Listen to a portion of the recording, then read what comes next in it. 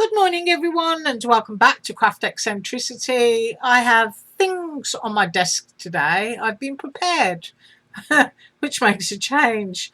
Now, I'm here with Tutorial Tuesday and also the Eiffel Design Team share. And I'm going to show you the dies he sent me because, as you can see from my mat here, they're Halloween. And this is the first one that I received. And it's kind of like a little scene where you've got the poison bottle and the skull. And on the website there, and looking at this, I think this one would be nice just coloured in, either with Touch 5 markers or watercolours. So that's the first one. The second one is a pumpkin scarecrow, and I'm choosing to do this one today. And I've got sort of like bits of it cut out ready to go down here. I've also cut out the witch, which I intend to use, and the castle, which I intend to use.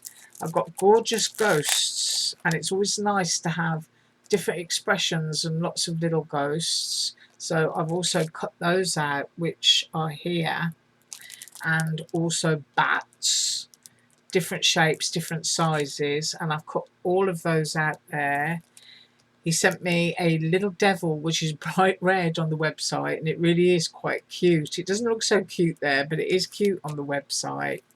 And I've got a Grim Reaper. I do love to do the Grim Reapers. He's got little bony skeleton hands. And I've got a ghost, which has also got little bony skeleton hands, and it's holding a pumpkin. I've got a Witchy Poo unicorn, which is really sweet, and you get a couple of little bats in that one as well. And there is the unicorn's horn.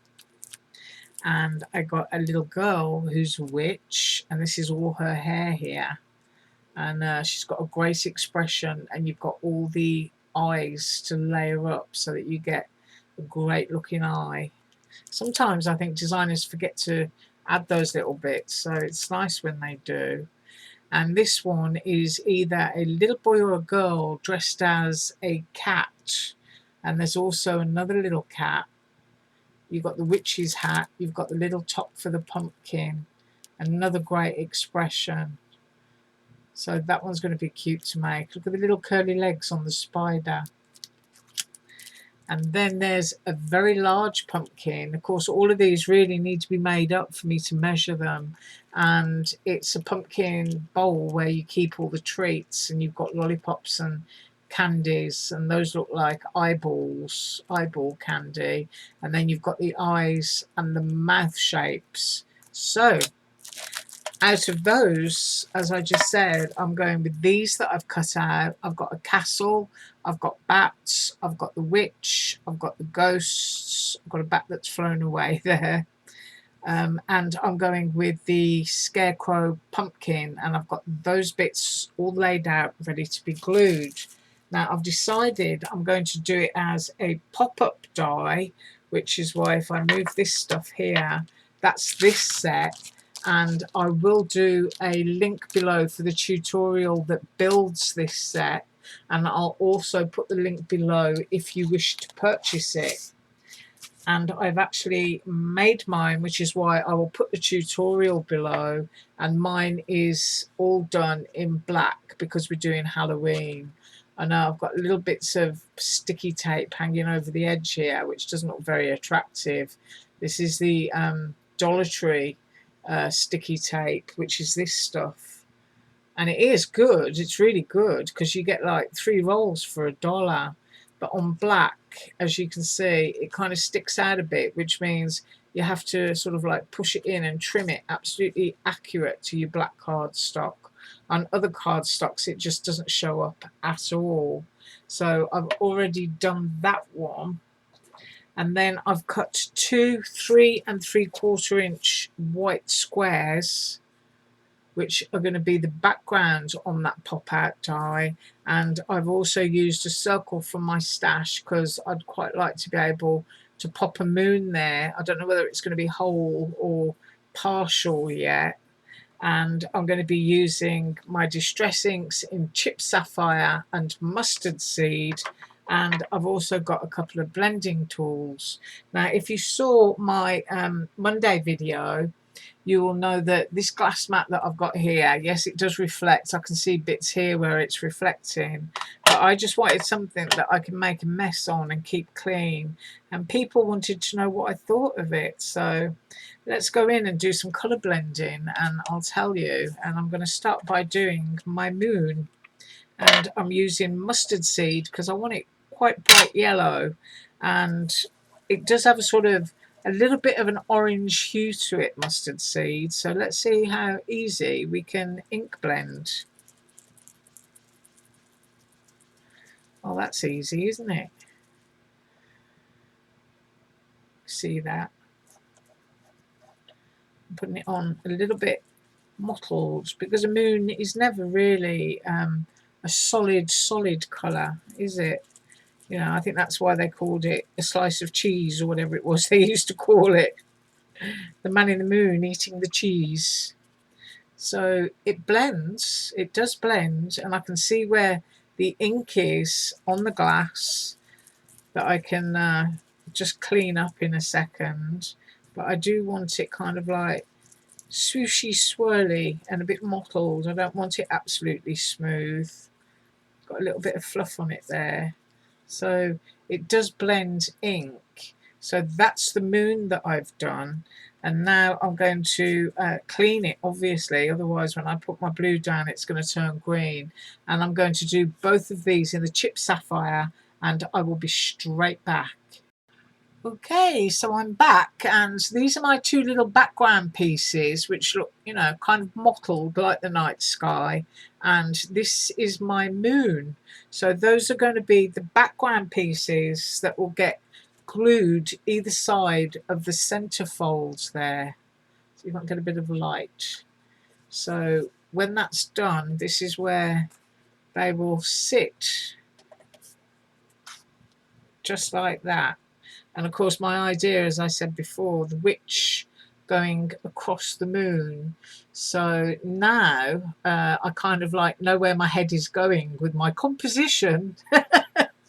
I'm going to put the pumpkin together, and he's really easy because he's just three colours. Look, he's orange, he's brown, and his head sits kind of like slightly over that, so you've got somewhere to glue it. And then he's on a stand or a stake that goes into the ground, which attaches at that centre spike there. So you can kind of like roughly see how tall he is. Now each of the grids on this mat is an inch. So if I move that up there and pop that under him there, which I think that's about the right position, you can tell how big he is. This comes down to here. So we've got 1, 2, 3, 4.5 inches. That's how big Mr. Pumpkin is. And he's got his face pieces. And I've got my little picky up tool here. And I've got my Dollar Tree glue. So I'm going to pop the eyes and the mouth on. Now I always stick my glue in the centre of what I'm doing, because when you squish your stuff down, it's less likely to come all oozing out of the sides. So that one goes there, and I hope I've got those in position. And if not, I've still got a few seconds where I can squidgy them about.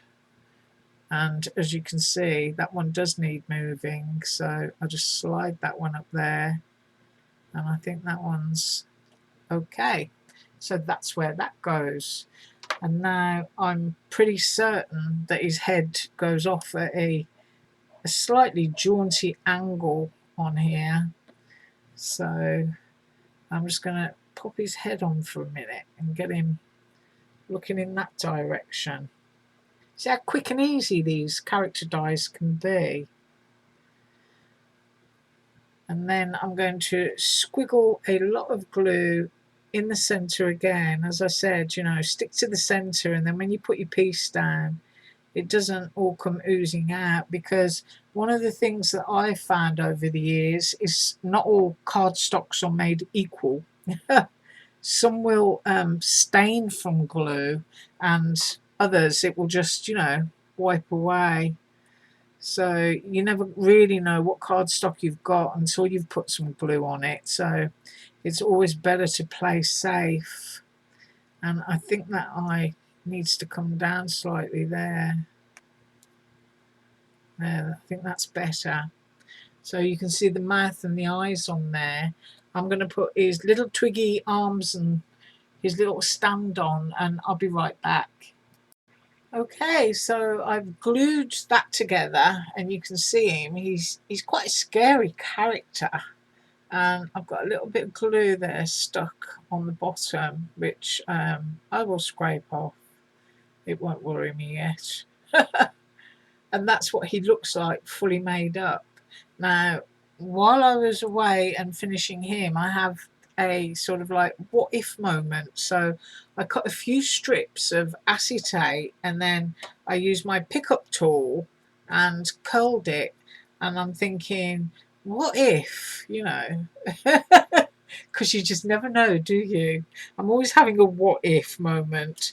And what I've done here is I've got sticky pads. These are the Dollar Tree sticky pads on the back of my panels here. And I'm wondering if before I stick them down, if I stick one of my pieces of acetate on here and dangle it over the front, I'm going to be able to attach, you see that, my large bat. And if I can find the large bat, there it is. So that I'm thinking he's going to like sort of like swing in the breeze over there. And then I think I might do one on the other panel and pop a ghost on. So that's what I'm going to do, I think. So I'm going to move those out of the way for a second. I'm going to bring the background in, the base of the card. I'm going to take these off, and I'm going to put my first panel down and use the sticky pad to hold that piece of acetate in place. Now, you know me and my camera, and I might have to stand up for this to make sure that I'm getting everything central, because I can be pretty useless when I've got something in front of my face trying to get it correct. So you will have to bear with me in a second. But I'm just ripping off the backs of all these sticky pads, and I always use a lot of sticky pads because I think if you're making something for somebody, you just want it to be right. And I think that's right. If I'm not straight, you'll have to forgive me. But I'm trying my best to be straight. And then I'm going to tease this behind there. Can you see that pad there? I'm just going to remove it for a second so that I can see exactly where I'm poking it. Oops. And I think I've got it in there. We'll find out if the back drops off. But can you see that? I've actually got my piece of acetate. So, I mean, obviously I can shorten it. I've made it extra long just in case. But there's the first back piece on. And I'm just going to remove all these pads and come straight back.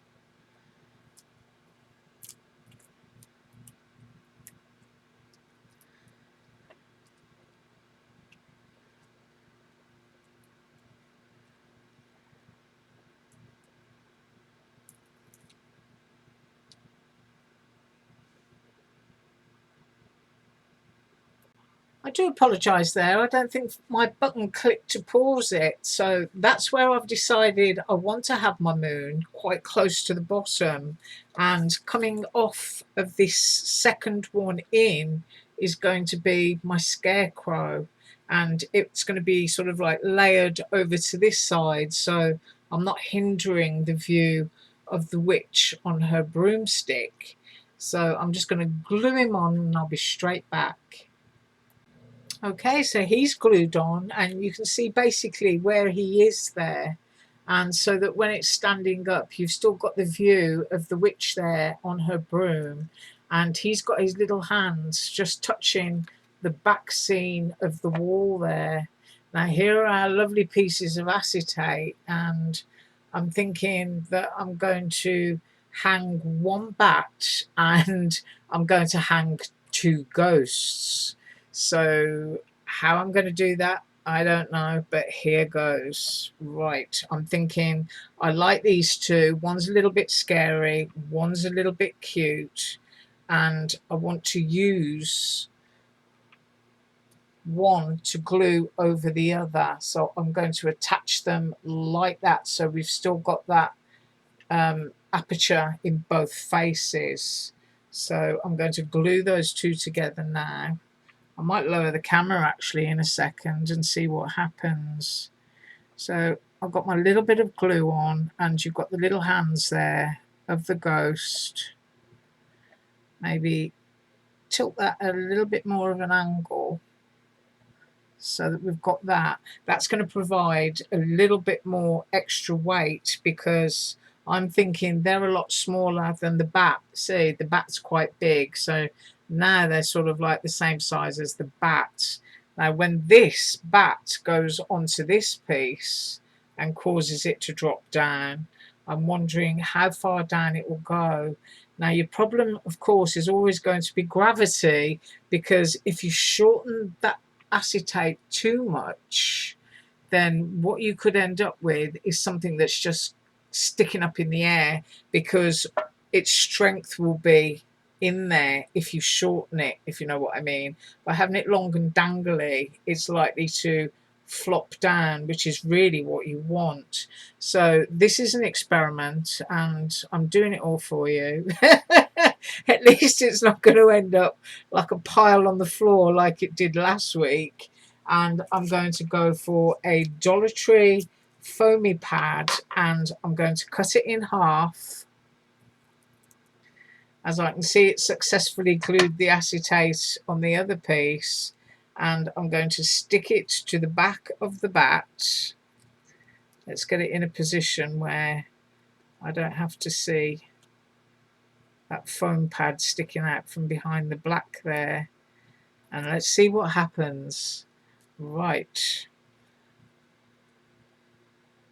I can trim this off if I want to, and I can peel the bat off if I want to. But let's see what that bat does.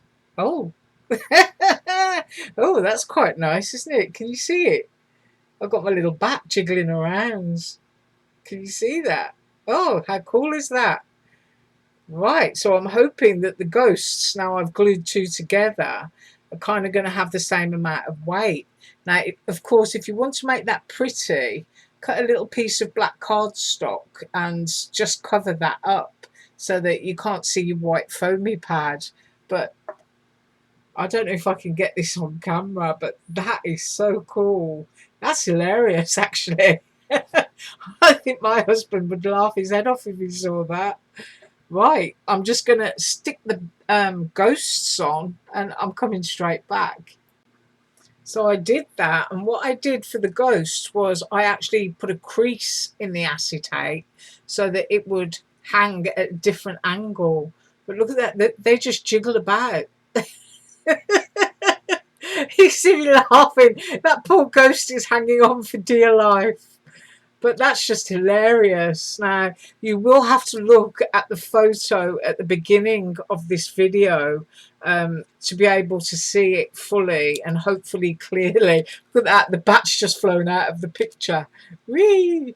Because I'm lying it down. And hopefully the beginning of this video allows you to get a good look at this. Now, I may actually finish off with a few ghosts glued around here, but I just think that's absolutely brilliant. Now, I haven't got a clue what I'm coming up with tomorrow, but I will be back tomorrow. As usual, all links below. You have a fabulous day. Bye.